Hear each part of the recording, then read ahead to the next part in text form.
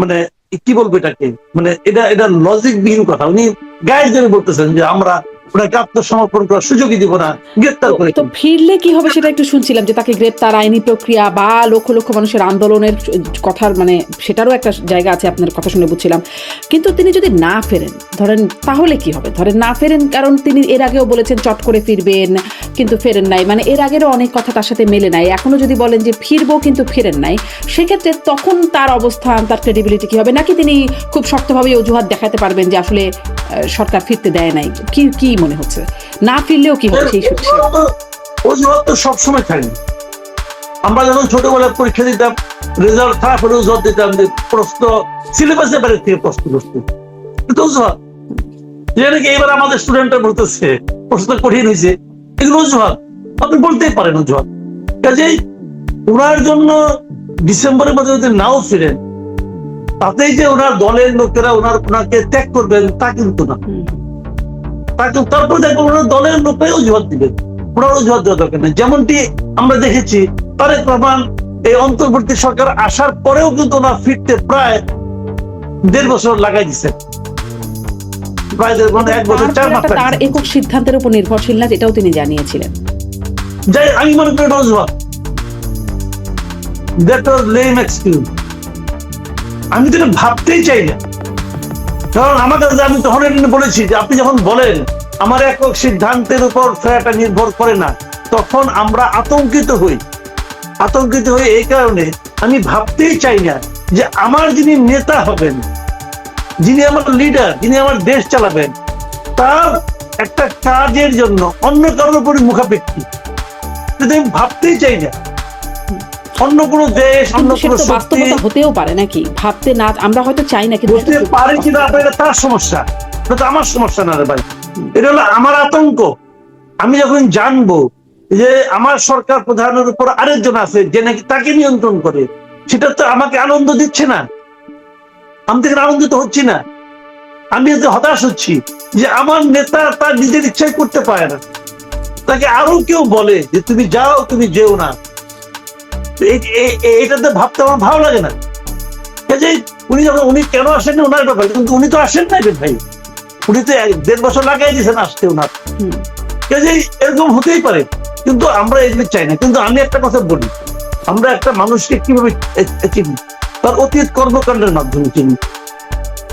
শেখ হাসিনাকে আমরা দেখেছি এর আগে 1-11 সময়ও ওনার আসার ব্যাপারে নানা ধরনের প্রতিবন্ধকতা, এবং এই 1-11 গভর্নমেন্ট বলছে আপনি আসেন না, উনি কিন্তু মানে আইসা পাচ্ছেন। এয়ারলাইন্স বলছে তাকে নেবে না, উনি এয়ারলাইন্সের বিরুদ্ধে মামলা করার কথা বলছেন। ওনার কিছু গোয়ার্তমি কিন্তু আছে, এবং ওনার সাহসের নিয়ে আমার কোনো সন্দেহ নাই। বাংলাদেশের রাজনৈতিক নেতাদের মধ্যে ওনার মতো সাহসী নেতা আমি দ্বিতীয়টা দেখি নাই ভাই, বলে কোনো লাভ নাই। আপনি হিউম্যানলি চিন্তা করেন, চট্টগ্রামে ওনাকে লক্ষ্য করে মুহুর্মুহু গুলি হয়েছে, কিন্তু ওনার আশেপাশে অনেকে মারা গেছে।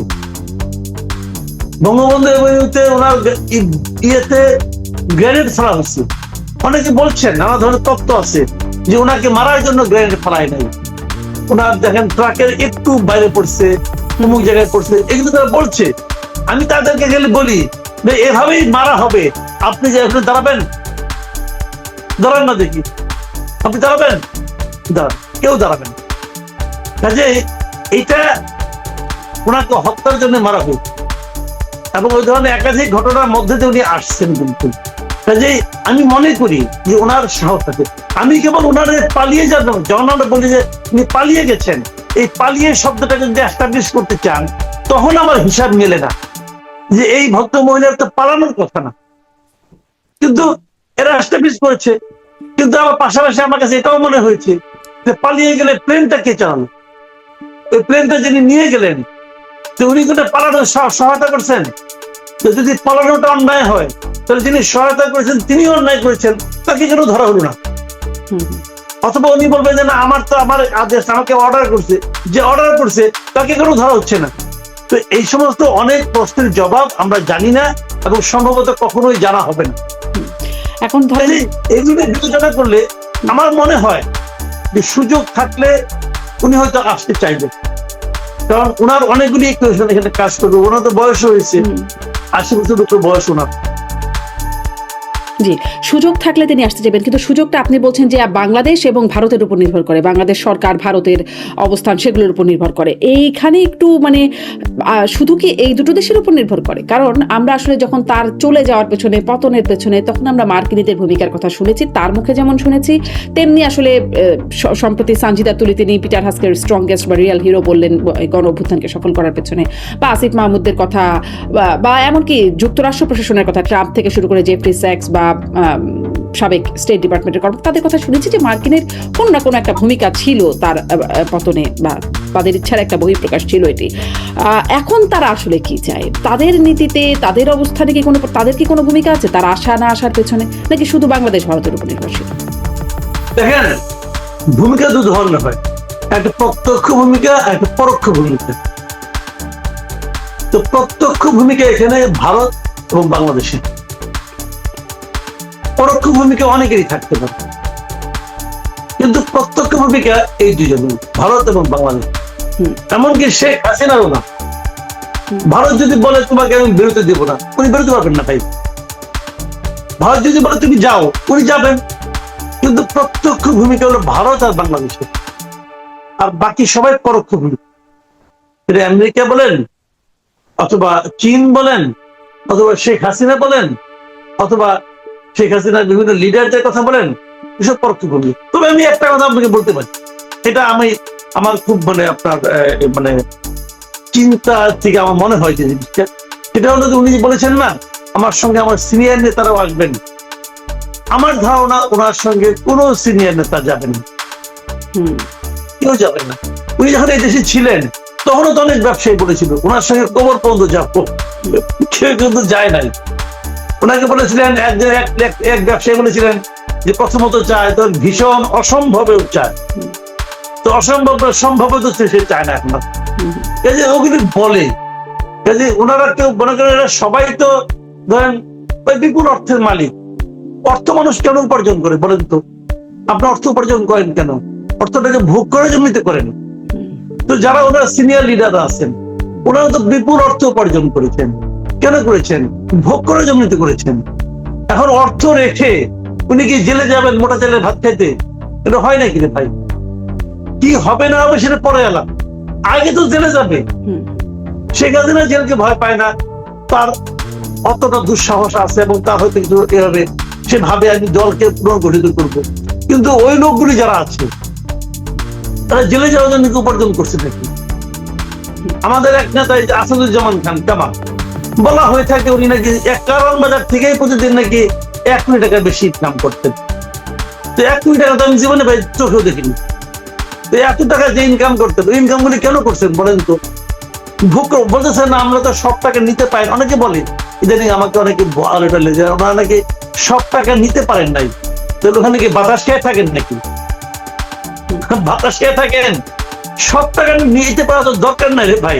যদি ছিটে ফোটারও নেয়, ওই ছিটে ফোটারও যে ওজন, সেটা দিয়েও তো আমাদের 2 জীবন চলে যাবে। কাজেই ওগুলি রেখে যেখানে আসতে চাইবে তারা আসবেন না।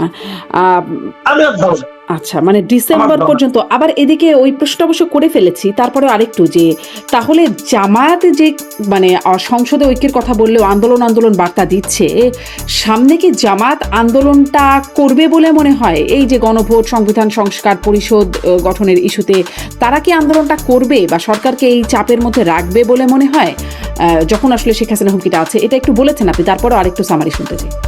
আমি আপনাকে বলে দিচ্ছি, শুনেন, ভাইয়ে ভাইয়ে ঝগড়া হয় না? হয় কিন্তু জমি না ঝগড়া হয়। তারপরে মনে করেন বাপের জমি ভাগ করে দিছে, কে রাস্তার পাশে পাইছে, কে রাস্তার ভেতরে পাইছে, এটা নিয়ে ঝগড়া হয়। এমনকি খাবার টেবিলে মা কার পাতে মাছের মাথাটা দিল, এটা নিয়েও ঝগড়া হয়। কিন্তু এন্ড অফ দ্য ডে সবাই এক বাড়িতেই থাকে।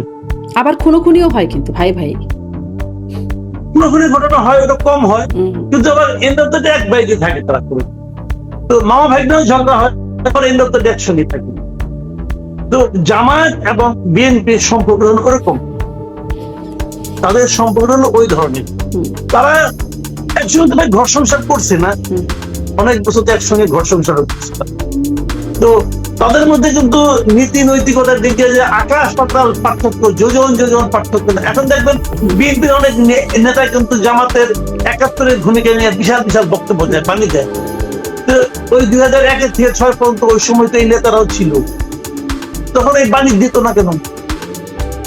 তখন একসঙ্গে থাকতো। তাহলে এটা হলো এই এদের বেসটা সেম।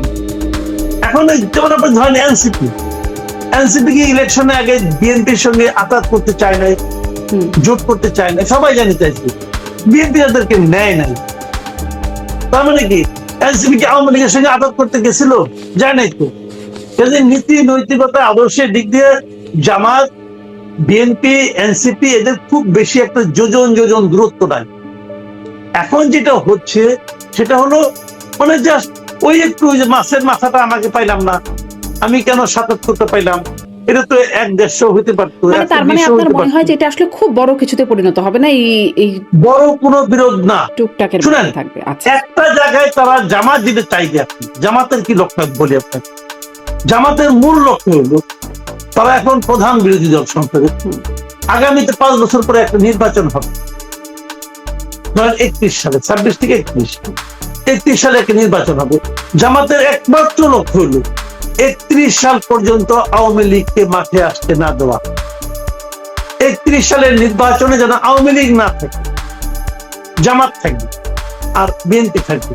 তারা আশা করছে ৩১ সালে যদি জামাত এবং বিএনপি থাকে তাহলে জামাত ক্ষমতায় আসবে। এই আশাটা একদম ভিত্তিহীন নয়। এই কারণে আমাদের এখানে যেটা হয় সেটা হলো গিয়ে যে দলটা ক্ষমতায় থাকে পরবর্তীতে যদি একটা অবাধ নির্বাচন হয় তারা নির্বাচিত হতে পারে না, বিরোধী দলটা এসে পড়ে। ওই সহজ ফর্মুলায় জামাতের এটা প্ল্যান যে তারা তাদের ক্ষমতায় আসতে পারবে। এটা সিম্পল একদম। কিন্তু তার জামাতের বক্তব্য হচ্ছে ৩১ সাল পর্যন্ত আওয়ামী লীগকে বাইরে রাখতে হবে। আওয়ামী লীগকে বাইরে রাখতে হবে, আওয়ামী লীগের ইলেকশন, কারণ আওয়ামী লীগ ইলেকশন করলে জামাতের এই কোনো পরিকল্পনা ঠিক থাকবে না। কাজেই আওয়ামী লীগকে তারা বাইরে রাখতে চায় যেন তারা ক্ষমতায় আসতে পারে। আর বিএনপির প্ল্যান কি করবে এটা বিএনপি জানে, বিএনপির স্ট্র্যাটেজি বিএনপি ঠিক করবে। কারণ বিএনপি যদি মনে করে আমি আওয়ামী লীগকে আসতে দেবো, তাহলে আওয়ামী লীগের জামাতের ভোট কাটাকাটি হবে, তারা বিএনপি আবার ক্ষমতায় যাবে, তারা এভাবে চিন্তা করবে। কিন্তু তারা এইভাবে এই জন্য মূল লক্ষ্য আমি যেভাবে বুঝি। আবার আওয়ামী লীগ মনে করে আমি যদি ইলেকশন ঠিকঠাক মতো করতে পারি, যদি ইলেকশনটা অবাধ হয়, দেখেন আমি কিন্তু প্রতিবার একটা কথা বলতেছি, যদি নির্বাচনটা অবাধ হয়, তত্ত্বাবধায়ক সরকার আসলে অবাধ হবে তার কিন্তু কোনো গ্যারান্টি নাই। এবং